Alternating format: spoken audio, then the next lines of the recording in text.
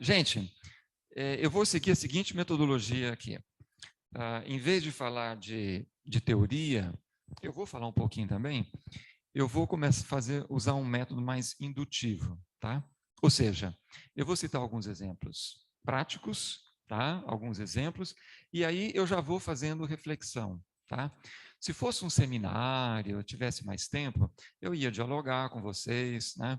E pedir opinião para a gente ir chegando a conclusões. Mas aqui é mais uma palestra mesmo, tá? Então eu já vou mostrando os exemplos e fazendo os comentários, tá?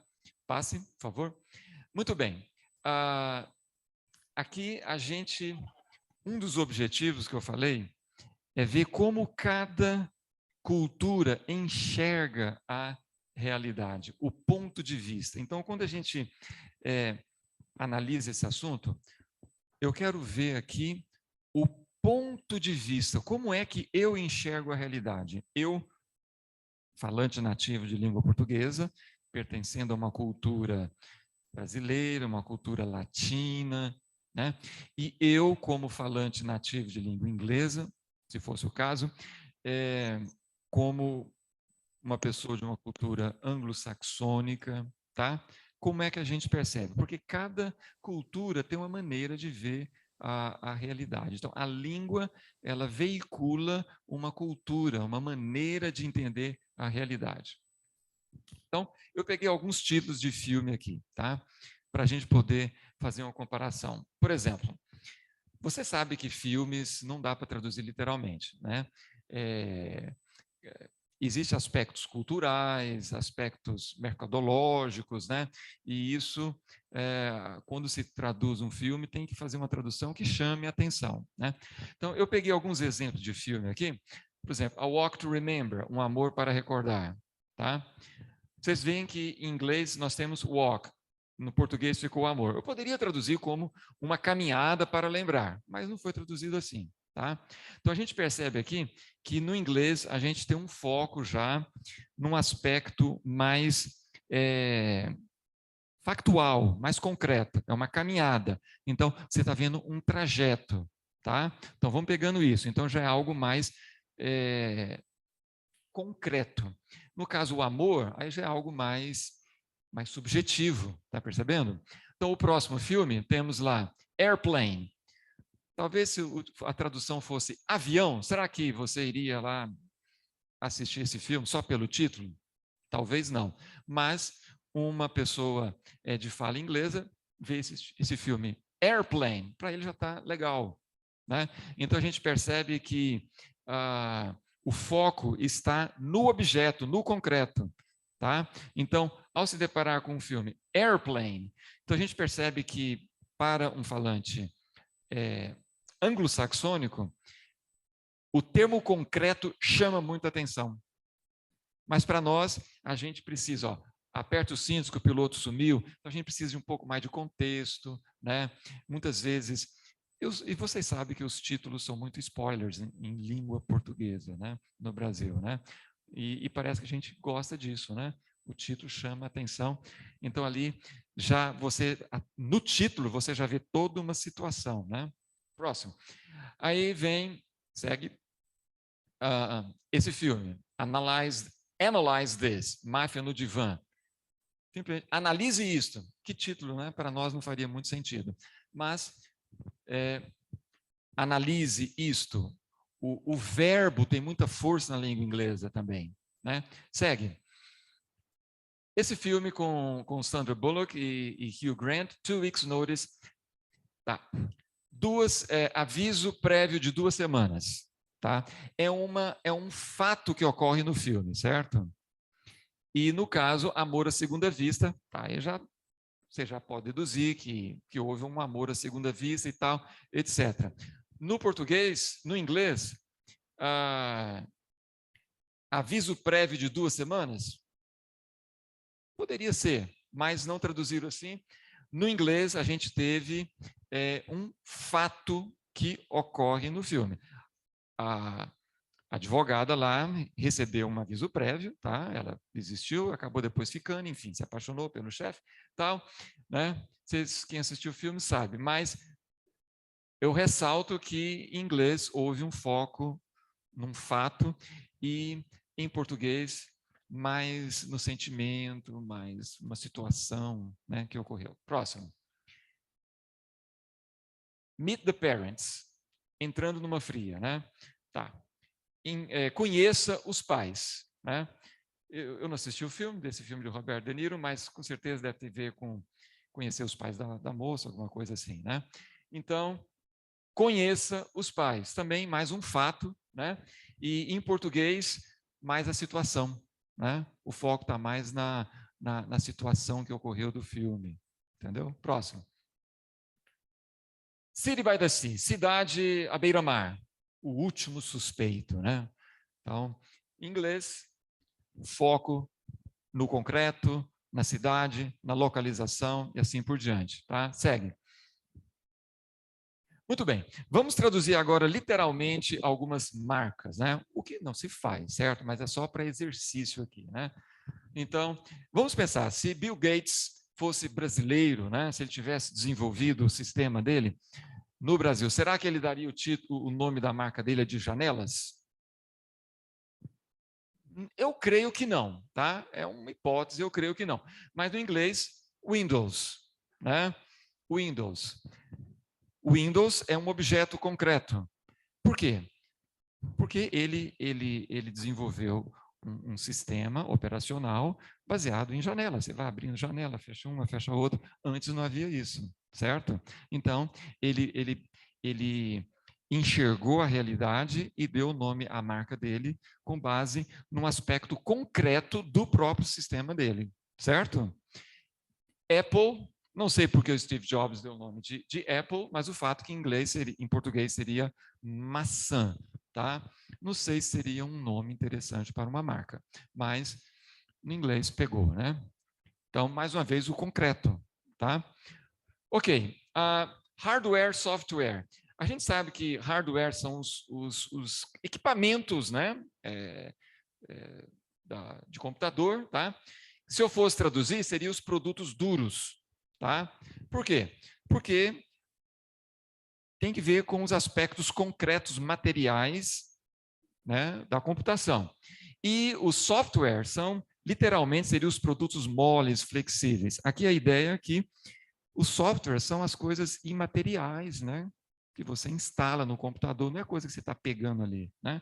Então, vocês percebem que na cultura anglo-saxônica, você relaciona com a realidade e a partir daquela realidade você dá um nome, né, com base no seu relacionamento concreto com a realidade. Está entendendo?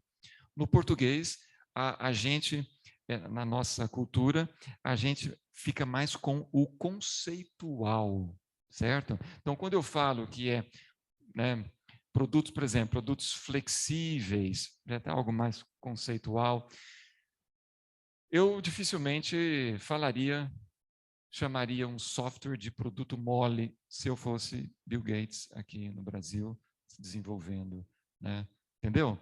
Então, isso reflete também. Próximo. Ok, pode continuar? Pode continuar? Ok. Como está a luz? Né? A gente fala, a luz está acesa, está desligada, né? No inglês, on, off. Essa expressão vem também de um relacionamento com a realidade concreta, beleza? Turn on, turn off. Quando você aperta um botão, o on no inglês significa adiante. On, on.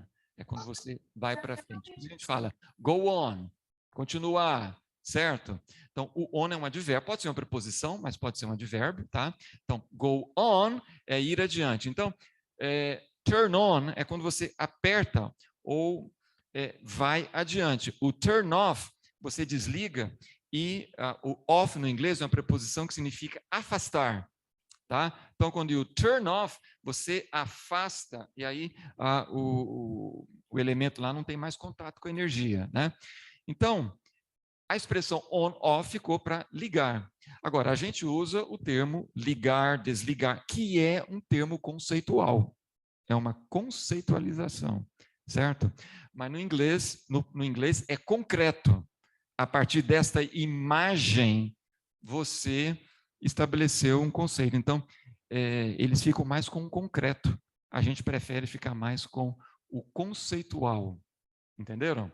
Então, isso mostra uma maneira diferente de enxergar a realidade, né, e de se expressar. Então, eu costumo dizer que a língua inglesa, então, ela é mais imagética, ou seja, quando você fala, você fala pensando em imagens, a partir de imagens. O on-off é uma imagem, né?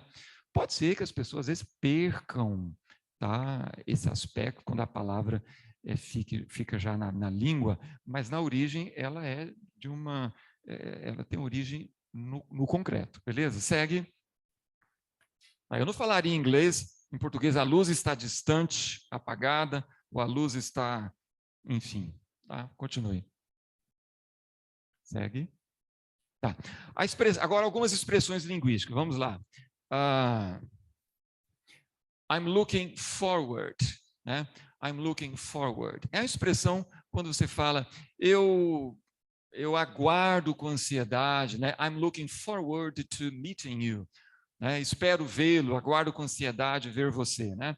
Então você vê que no inglês é olhar para frente. Você está olhando para o momento em que você vai fazer alguma coisa, entendeu? Você está olhando, looking forward. Então você está olhando para diante, né? A ideia disso é ter expectativa. Então, ter expectativa já é um conceito, entendeu? É uma abstração. Se eu já estou olhando adiante para alguma coisa, eu estou já com expectativa. Isso já é uma abstração, uma conceitualização. Mas no inglês, eles ficaram com a ideia imagética, looking forward, olhando para frente. Aí no português segue, aguardo com ansiedade, né? Ou seja, aí já é algo mais conceitual, né? Mais emotivo, enfim, tem que ver mais com aspectos internalizados. Segue. Ok, como você anda? Essa pergunta não é para dizer como você está, mas são as diferentes maneiras de você andar. Muito bem. Agora vamos aplicar uma coisa. Como eu já falei que a língua inglesa ela é mais concreta, né? Foco no fato, naquilo que é concreto, né? Então, é de se esperar que se você tem tanta relação com o concreto, você vai perceber esse concreto de maneira bem mais nítida e vai dar nome para aquilo, entendeu? É por essa razão que a língua inglesa possui muitos verbos descritivos. Nós temos também muitos, né? Mas a língua inglesa é muito rica. Por exemplo, o verbo andar, tá? Segue. Você tem muitos verbos para andar, mas nós, ao falarmos esses verbos, ao descrever, eu vou ter que acrescentar algumas explicações ou algumas locuções adverbiais para eu poder descrever. Eu não tenho uma única palavra, mas na língua inglesa nós temos. Por quê? É mais aquela questão de eu querer dar nome à realidade, né? Vamos lá, stride, por exemplo, andar a passos largos. Vai seguindo. Stroll, fazer uma caminhada lenta. Segue. Saunter, passear lentamente. Ramble, caminhar pelo campo. Roam, caminhar. E são verbos muito bonitos, né? Amble, andar sem pressa. Hike, fazer uma excursão a pé. Swagger, caminhar de forma arrogante. Stamp, andar pisando forte. Tramp, andar pesadamente. Muito bem. Perceberam? Eu não contei aí, mas eu acho que uns 5, 6 verbos, tudo para andar. Ou seja, como o verbo tem uma força muito grande em língua inglesa, refletindo justamente essa visão de olhar para o concreto, para os fatos, né? E aí eu vou nomear esses fatos, beleza? Volta. Ou seja, a cultura anglo-saxônica, ela é pragmática. Vocês sabem disso, né?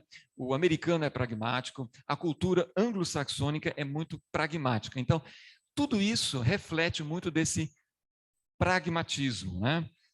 E se a gente for pensar na origem, né? Origem dos povos da nação britânica, né? Ali os bárbaros, né? Os vikings, os anglo-saxões, né?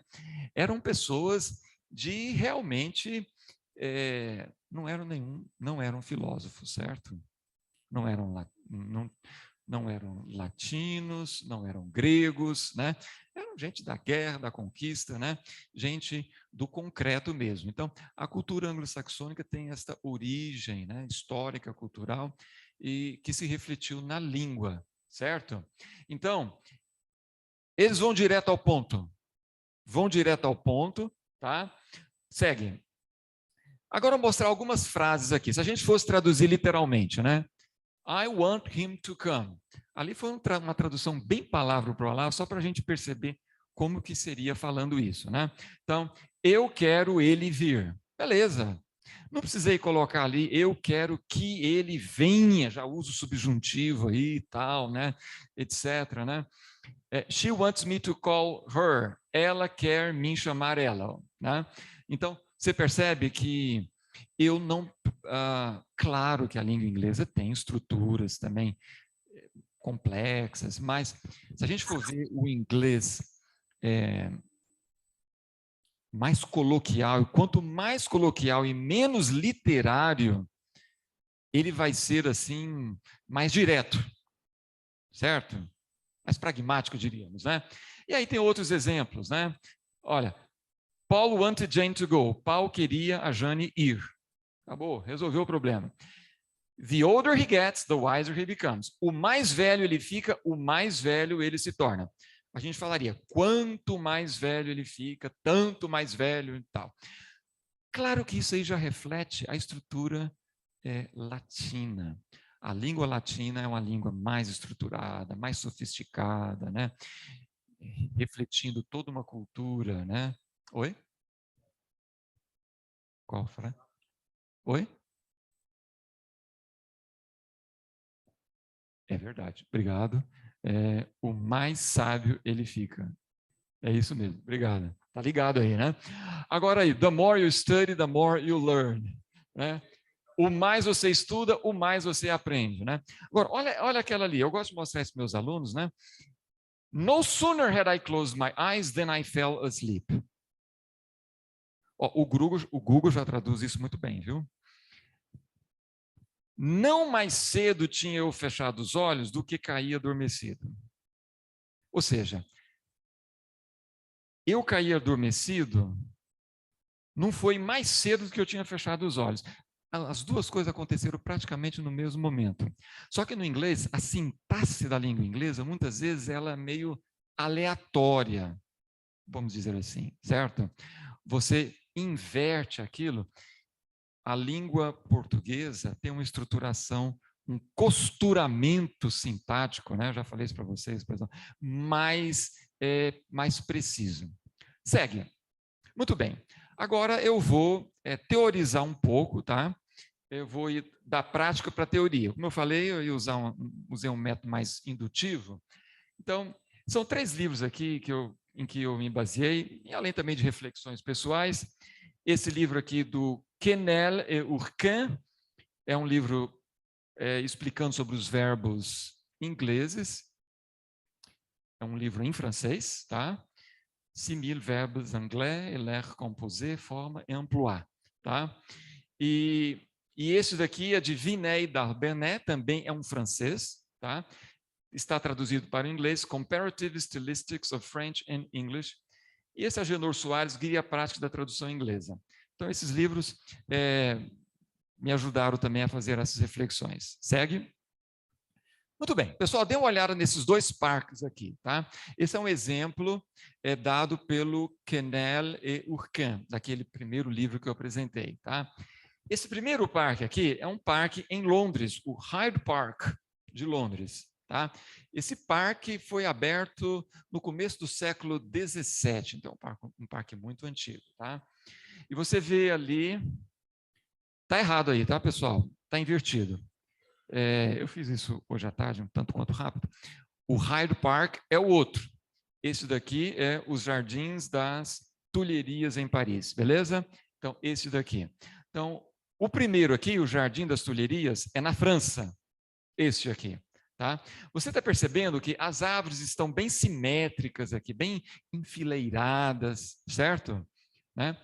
E o outro parque, que é o Hyde Park, são frases, árvores mais assim aleatórias, mais espontâneas, tá? Isto reflete a cultura dos dois povos. O Quesnel Urquin, ele fala da língua francesa. Eu estou aplicando para a língua portuguesa porque ambas as línguas são de origem latina, certo? Segue. Ok, aqui então eu tenho o parque, o Hyde Park, tá vendo aí? Né? Segue. Esse aí é o Jardim das Tulherias. Olha a simetria deste parque aí, certo?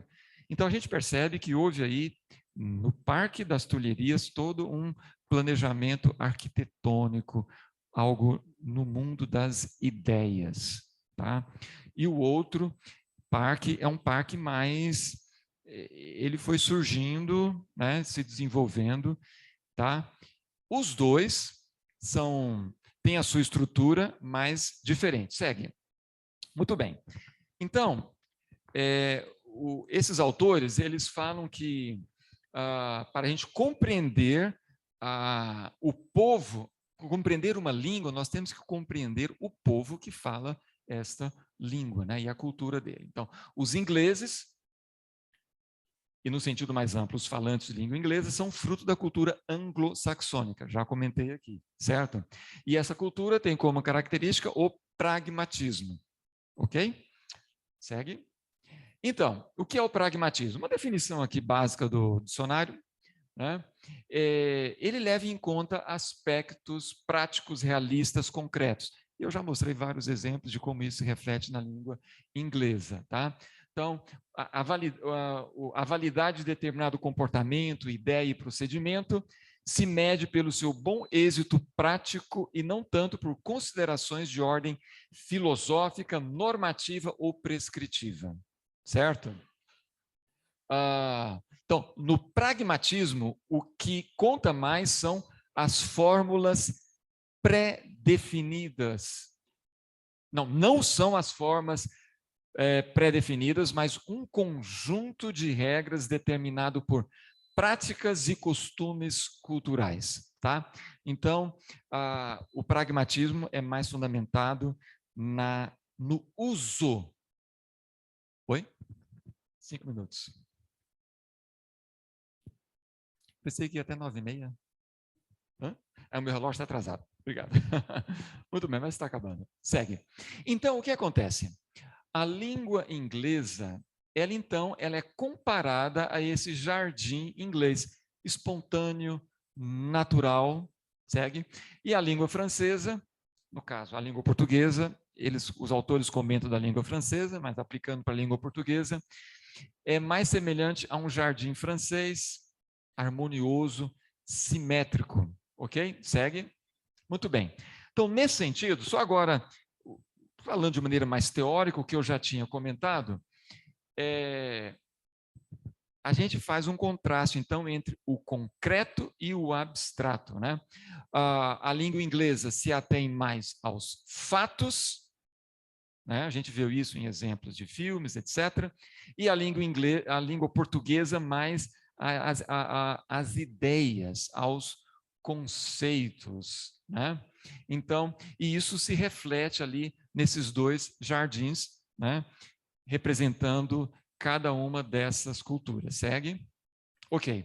Esse gramático aí, Close, ele fala: English grammar is first and foremost a question of fact. Então, a língua inglesa é primeiramente e antes de tudo uma questão de fato.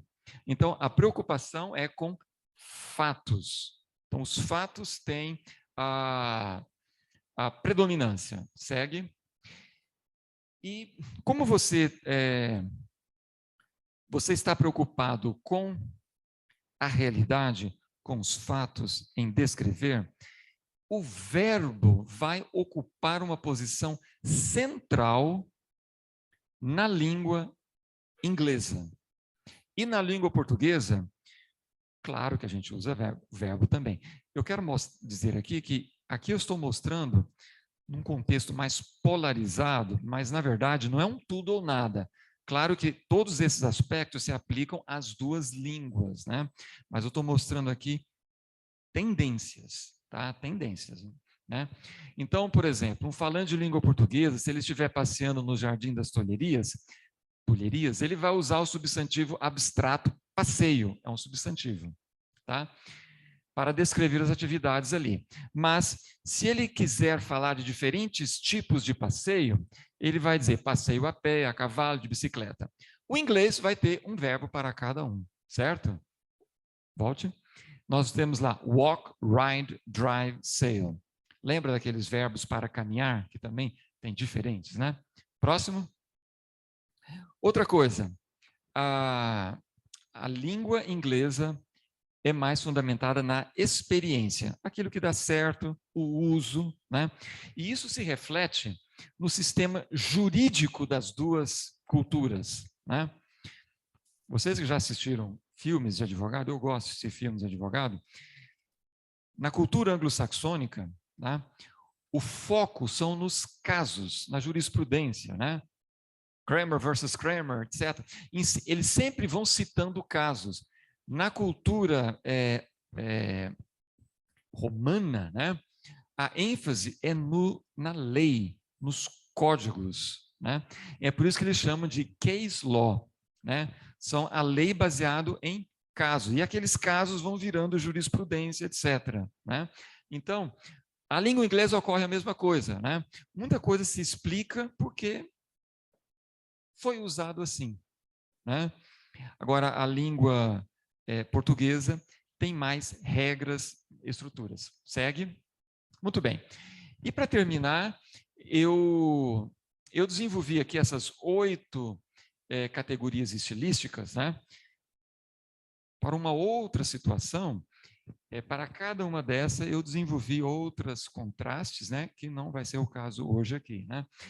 Então, eu coloquei aqui, na língua inglesa nós temos uma língua mais verbal, a língua portuguesa mais nominal, ou seja, há bastante ênfase no verbo, por ser uma língua mais descritiva, né? Então, a língua inglesa mais concreta, objetiva. Na língua portuguesa, nós temos uma visão mais abstrata, mais conceitual, certo? Língua inglesa se atém mais aos fatos, portanto, ela é mais factual, específica, precisa, enfatizante. E a língua portuguesa, mais conceitual, né? Língua inglesa mais coloquial, por ser uma língua mais espontânea, né? A língua inglesa mais erudita, né? Refletindo toda a cultura greco-latina, né? Espontânea, natural, versus uma língua mais estruturada, planejada em português. A língua inglesa acaba sendo mais simples, a língua portuguesa mais complexa. Como eu já disse, pessoal, isso aqui é uma forma polarizada de mostrar o assunto. Mas é lógico que as duas línguas participam de todas essas características aqui. Aqui é só uma tendências que você observa na língua, certo? A língua inglesa é mais experiencial, ou seja, baseada no uso, e a língua portuguesa mais normativa. A língua inglesa acaba sendo mais sintética, concisa, e a língua inglesa sendo mais expandida, porque ela precisa muitas vezes costurar sintaticamente melhor. A língua inglesa, às vezes, você vai jogando ideias e ela acaba sendo mais concisa, né? Próximo. Muito bem. Então, eu espero ter contribuído um pouco com esses objetivos, né? Mostrando esses aspectos culturais interculturais, né? Esse ethos, essa identidade de cada língua, né? E que vocês possam, assim, ao lidar com essas duas línguas, quer traduzindo, quer ensinando, ou quer falando, ou quer convivendo com pessoas dessas diferentes culturas, levem em conta isso, isso vai ajudar a gente a entender muita coisa, tá? E eu espero que vocês se interessem em estudar mais esse assunto. E último, né? Slide, obrigado. Falando como um anglo-saxão, looking forward to seeing you again, ou aguardo com ansiedade vê-los novamente. Muito obrigado, então, pela presença de todos aí.